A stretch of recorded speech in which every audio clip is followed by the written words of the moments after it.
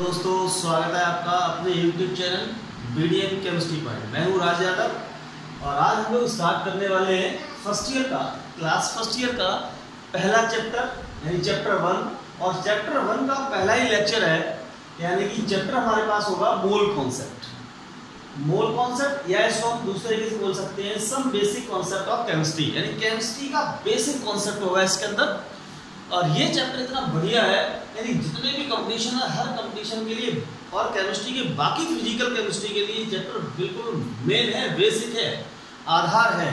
और इसमें आज हम लोग डिस्कस करने वाले हैं। डिस्कस करेंगे आप कैसे याद कर सकते हैं किस चीज को बेटा, AMU। और ये AMU जो है वो अलीगढ़ मुस्लिम यूनिवर्सिटी नहीं है। आप सोच रहे हो अलीगढ़ मुस्लिम यूनिवर्सिटी है, नहीं, एटॉमिक मास यूनिट है। ये एक यूनिट है जो एटम के मास को रिप्रेजेंट करती है, एटॉमिक मास यूनिट है ये, ठीक है। और इसके अंदर हम आज इस वीडियो में और क्या कैलकुलेशन करने वाले हैं, एटॉमिक मास क्या होता है इसके बारे में डिटेल में जानकारी लेंगे और उसके बाद मोलर मास की भी बात करेंगे वीडियो के अंदर। चलिए स्टार्ट करते हैं वीडियो के लिए। और सबसे पहले इसके लिए, इसे पढ़ने के लिए हमें ये तो पता होना, हम बार बार कर रहे हैं एटॉमिक मास यूनिट या एटॉमिक मास या मोलर मास। तो सबसे पहले हमें पता करना है बेटे कि आखिर एटम होता क्या है, समझ आ रही बात नहीं आ रही है? तो एटम क्या होता है ये पता करना है हमें। तो एटम के बारे में सबसे पहले अगर हम ऋषियों की बात करें, हमारा चूंकि देश जो है ऋषि मुनियों का है, तो केमिस्ट्री में सबसे पहले जो पैर रखा था वो भी एक ऋषि ने रखा था। उनका नाम था महर्षि कणादी ने सबसे पहले एटम के बारे में बताया, लेकिन इन्होंने कोई भी रिटन डाटा नहीं दिया, केवल एटम के बारे में बताया। कोई इन्होंने कहा था कि जितने भी पदार्थ होते हैं वो छोटे छोटे कणों से मिलकर के बने होते हैं, अर्थात एटम की न्यू महर्षि ने रख दी थी, लेकिन इनका कोई भी रिटन डाटा नहीं है। और सबसे पहले जो रिटन डाटा है वो दिया था जॉन डाल्टन ने। तो सबसे पहले हम अकॉर्डिंग टू जॉन डाल्टन हम पढ़ते हैं कि आखिर एटम क्या होता है, ठीक है। आखिर एटम क्या होता है, एटम किसके अकॉर्डिंग, डाल्टन के अकॉर्डिंग आपका एटम क्या होता है। इसका पहला पॉइंट उन्होंने बताया कि जो एटम होता है वो सबसे छोटा पार्टिकल होता है, बहुत सूक्ष्म पार्टिकल होता है, ठीक है।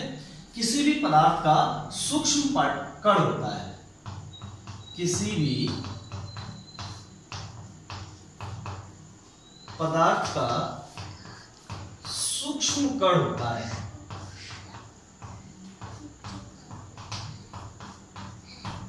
सूक्ष्म कण क्या होता है बेटा, एटम होता है। दूसरा पॉइंट जो इंपॉर्टेंट इसका है, जो उन्होंने बताया था कि प्रत्येक जो पदार्थ होता है, प्रत्येक पदार्थ परमाणुओं से मिलकर बना होता है, अर्थात एटम से मिलकर बना होता है, एटम से मिलकर बना होता है। जो भी पदार्थ होता है वो किससे कंपोज होता है, एटम से मिलकर बना होता है, ठीक है। तीसरा है कि किसी भी तत्व का, किसी भी तत्व के सभी परमाणु, या हम ऐसे भी कह सकते हैं किसी भी तत्व की जगह पे कि समान प्रकार के परमाणुओं के, जितने भी परमाणु होते हैं जो समान प्रकार के होते हैं, अर्थात समान प्रकार के परमाणुओं के एटॉमिक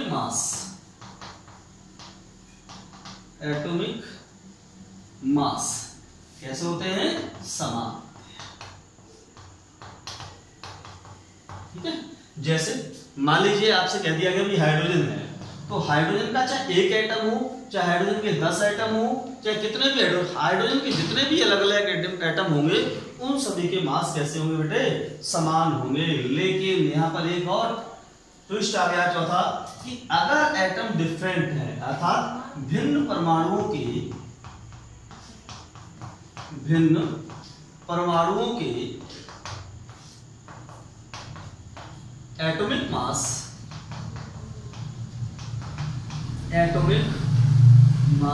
भिन्न अलग अलग, ठीक है। ये आपका डाल्टन के अनुसार एटम के कुछ पॉइंट थे। पहला है कि एटम जो होता है किसी पदार्थ का सूक्ष्म कण होता है, ठीक है, सबसे छोटा पार्टिकल होता है। दूसरा था प्रत्येक पदार्थ एटम से मिलकर बना होता है। जितना भी दुनिया में आप कुछ देख रहे हो, जैसे मैं ये चौक से लिख रहा हूं तो चौक भी क्या है, छोटे छोटे एटम से मिलकर के बना है। एटम ठीक उसी तरीके से होता है जैसे कि हमारे मकान की जो दीवार होती है वो ईंटों से मिलकर के बनी होती है, तो दीवार का सबसे जो छोटा पार्टिकल होता है वो ईंट होता है। इसी प्रकार पदार्थ का जो सबसे छोटा पार्टिकल होता है वो एटम होता है, ठीक है। जो सबसे छोटा पार्टिकल होता है, सूक्ष्म कण होता है, वो क्या होता है बेटे, एटम होता है, ठीक है। तो हमारे पदार्थ का सबसे छोटा कण एटम होता है। जितने भी एटम होते हैं उन समान प्रकार के एटमों का जो एटॉमिक मास होता है अर्थात परमाणु द्रव्यमान होता है वो समान होता है। लेकिन अगर परमाणु अलग अलग कर दिए, जैसे मैंने हाइड्रोजन ले लिया, इसका एटॉमिक मास अलग होगा, एटॉमिक मास इसका अलग होगा। लेकिन अगर मैंने यहां पर नाइट्रोजन ले लिया तो इसका एटॉमिक मास अलग होगा। लेकिन सभी नाइट्रोजन का एटॉमिक मास समान होगा, सभी हाइड्रोजन का एटॉमिक मास समान होगा। अगर एटम डिफरेंट है तो एटॉमिक मास भी कैसा हो जाएगा, डिफरेंट हो जाएगा। चलिए, तो यहाँ पर बार बार हमारी बात आती है कि एटॉमिक मास क्या होता है, एटॉमिक मास क्या होता है। तो एटॉमिक मास के बारे में चर्चा करेंगे क्योंकि हमारा मेन टॉपिक आज इसी का है। इससे पहले हम एटम को एक और तरीके से डिफाइन कर सकते हैं, उसको भी देख लेते हैं। जरा देखिए, जिसको भी नोट करना है वो नोट कर सकता है वीडियो रोक करके। चलिए देखिए, इसके बाद हम एटम को एक और तरीके से डिफाइन कर सकते हैं, परिभाषित कर सकते हैं, ठीक है। तो कैसे परिभाषित कर सकते हैं बेटे एटम को? एटम को हम परिभाषित कर सकते हैं इस तरीके से। कैसे? कि एटम ऐसा सूक्ष्मतम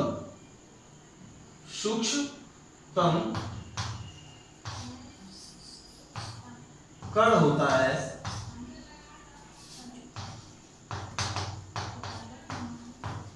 है जो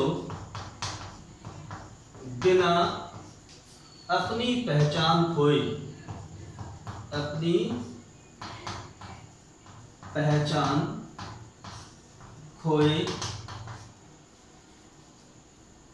रासायनिक अभिक्रिया में भाग लेता है।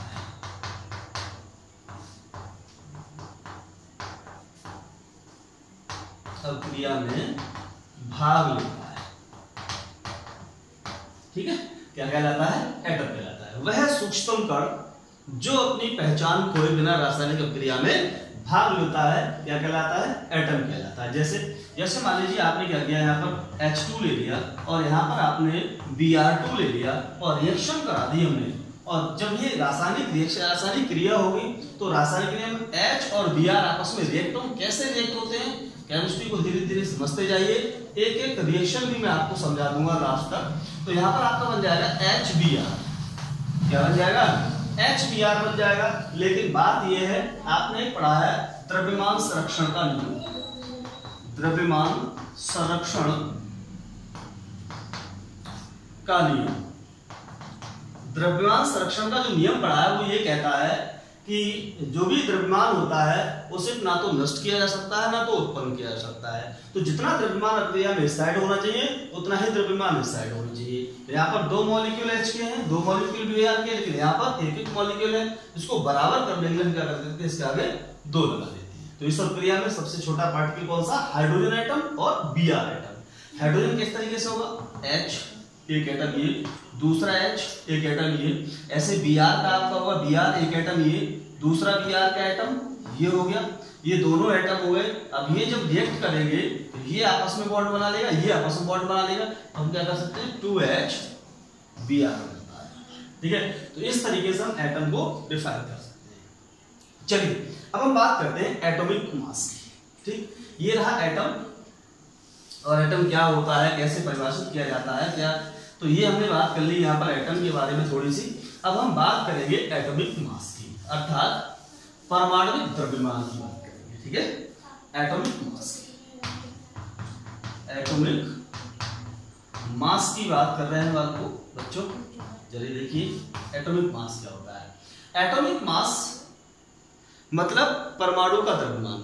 तो हम जानते हैं कि परमाणु अपने आप में बहुत ही छोटा पार्टिकल है, बहुत छोटा पार्टिकल है, और इस पार्टिकल के मास को ज्ञात करने के लिए, इसके वेट को करने के लिए, वेट को तौलने के लिए उस समय किसी भी प्रकार की कोई डिवाइस नहीं थी जो कि परमाणु के एटम के मास को कैलकुलेट कर सके। जब डिवाइस नहीं थी तो इसमें क्या किया गया, एक जुगाड़ किया गया, एटम का मास पता करने का एक जुगाड़ किया गया। जुगाड़ ठीक वैसे ही किया गया जिस प्रकार फिजिक्स में वेट यानी कि द्रव्यमान को तौलने के लिए जुगाड़ किया गया था। कैसा किया गया था?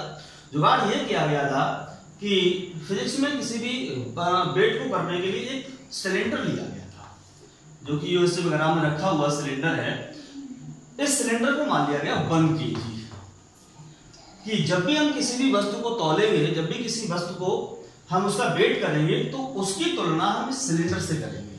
जैसे मान लीजिए मुझे इतने बड़े टुकड़े का, ये जो टुकड़ा है इसका वेट करना है, तो वेट करना है तो मैं किससे तुलना करूंगा? इसकी इस सिलेंडर से तुलना करूंगा।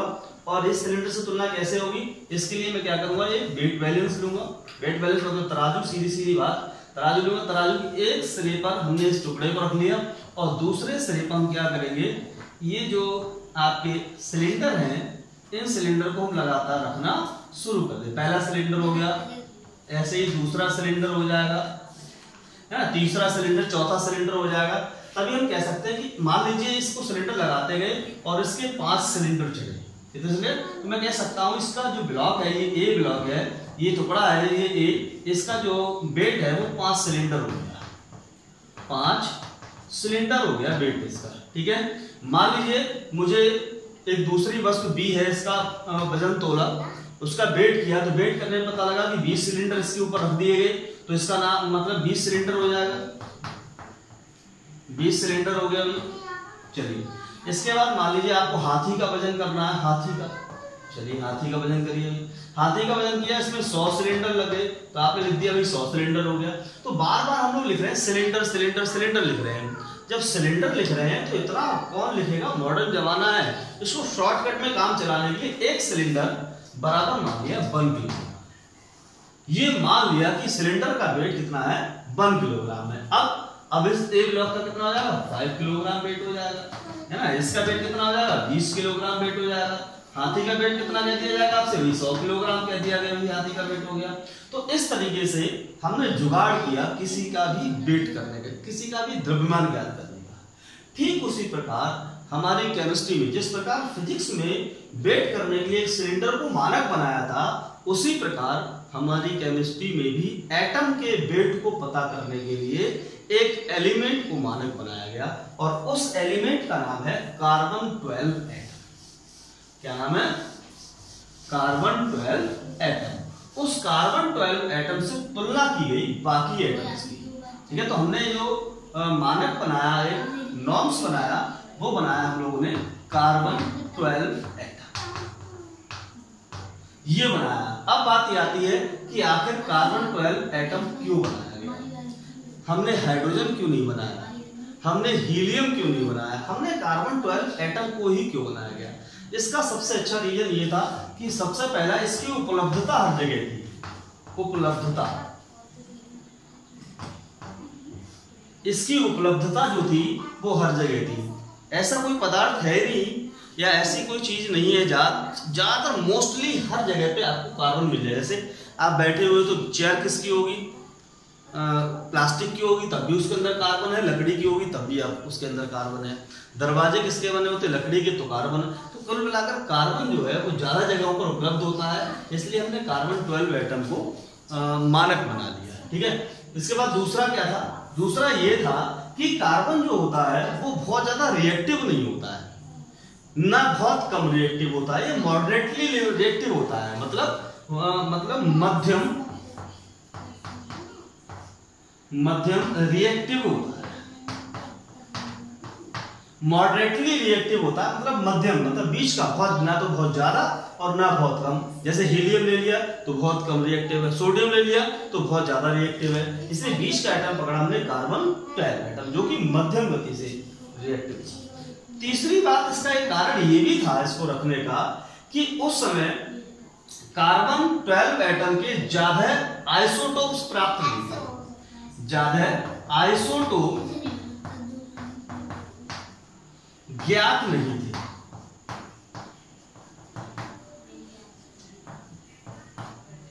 ज्ञात नहीं थे मतलब उस समय आइसोटोप ज्ञात नहीं थे जिस समय हम लोगों ने इसको मानक बनाया था कार्बन 12 एटम। इसलिए हमने जो जिस तरीके से सिलेंडर लिया था, सिलेंडर के स्थान पर हमने क्या ले लिया था, कार्बन 12 एटम ले लिया था, जिससे हमें ये पता करना है कि आखिर एटम का मास कितना होता है। ठीक है, तो ये पता किया। जो कार्बन 12 एटम है, इन्होंने कहा कि हम जो तुलना करेंगे वो कार्बन 12 एटम की 1/12वें भाग से तुलना करेंगे। कितने से करेंगे? 1/12वें भाग। जिस प्रकार सिलेंडर लिया था, ध्यान रहे जो बार बार सिलेंडर का नाम ले रहा हूं, जिस प्रकार हमने 1 सिलेंडर लिया था, अर्थात सिलेंडर से तुलना की थी बाकी वेट निकालने के लिए, ठीक इसी प्रकार एटम का वेट निकालने के लिए, एटॉमिक वेट निकालने के लिए हमने जो मानक बनाया वो बनाया 1/12 कार्बन 12 एटम के एक परमाणु का भाग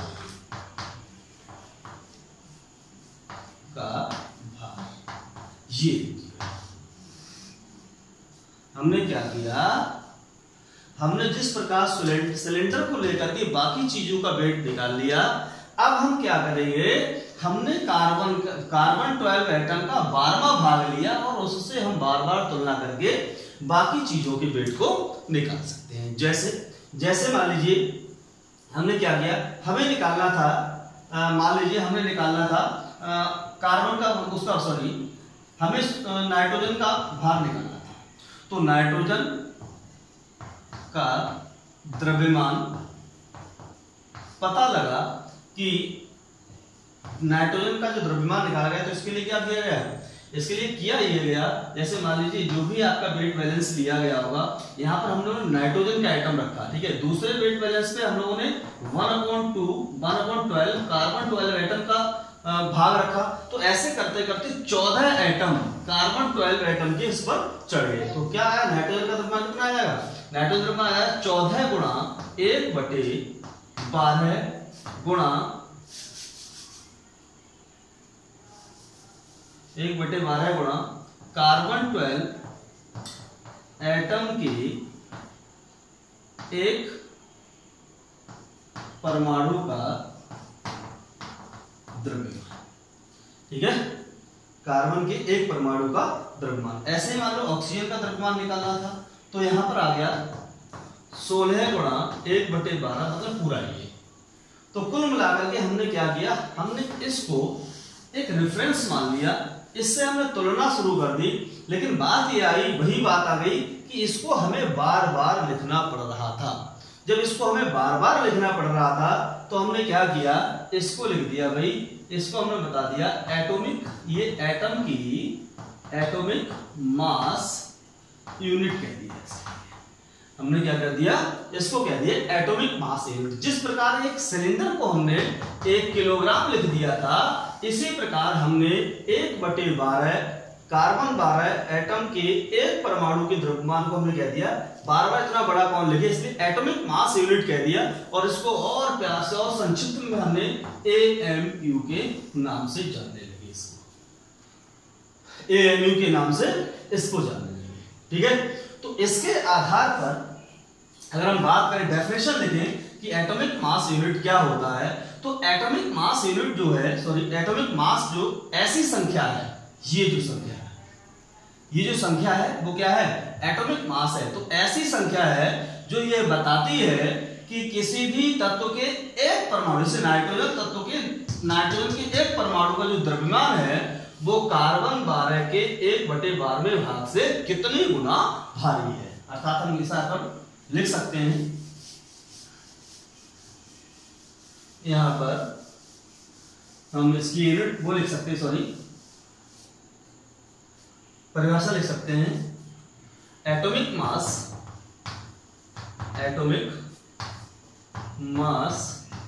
वह संख्या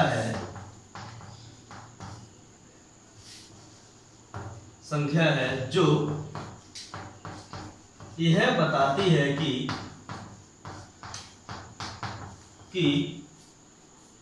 किसी तत्व के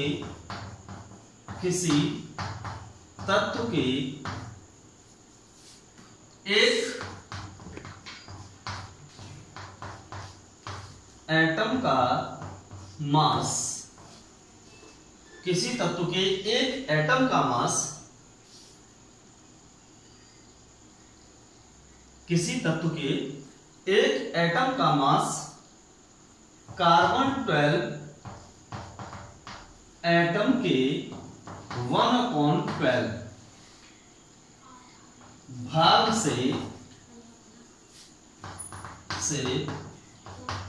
कितने गुना कार्बन 12 एटम के एक परमाणु के 1/12वें भाग से 1/12वें भाग से कितने गुना भारी है। देखिए बहुत सरल है, डेफिनेशन रटने की आवश्यकता आपको नहीं पड़ेगी। जैसे मैंने आपको बताया था कि जब हमने कार्बन 12 परमाणु को इसकी तुलनात्मक इकाई माना, तो कार्बन 12 को तुलनात्मक इकाई मानने के लिए क्या किया गया, उसके लिए हमने नाइट्रोजन का मास निकाला, नाइट्रोजन तत्व के एक परमाणु, नाइट्रोजन के एक परमाणु का मास निकाला, तो क्या आया, हमने क्या किया, जब हमने एक परमाणु का मास निकाला तो कार्बन 12 के 12वें भाग के 14 एटम इस पर चढ़ गए, यानी 14 गुणा 1/12 कार्बन 12 एटम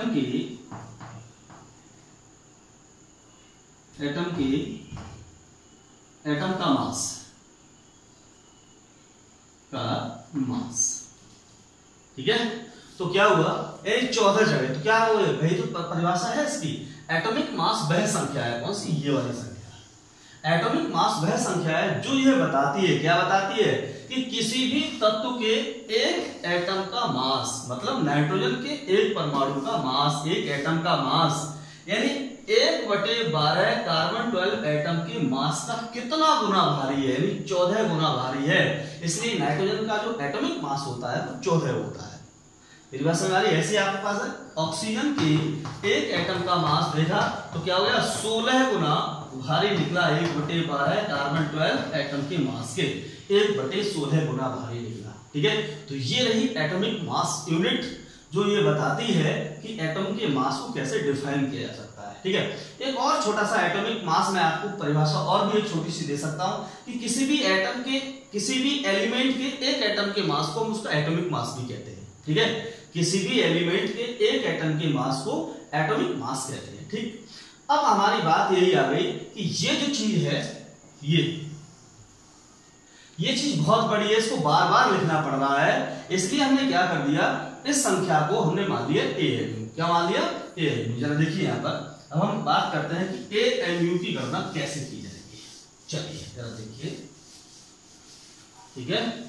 कोई भी दिक्कत हो तो बच्चे आप दोबारा बता सकते हैं, मैं इसको दोबारा समझा दूंगा जब भी टाइम मिलेगा। तो जरा देखिए हमने क्या किया, AMU की गणना करने के लिए, एटॉमिक मास की गणना के लिए हमने क्या किया बेटा, यानी 1, तो क्या पता लगा यहाँ पर, 1 AMU बराबर आया 1/12 कार्बन 12 एटम का मास, वेट ऑफ कार्बन 12 एटम, ठीक है।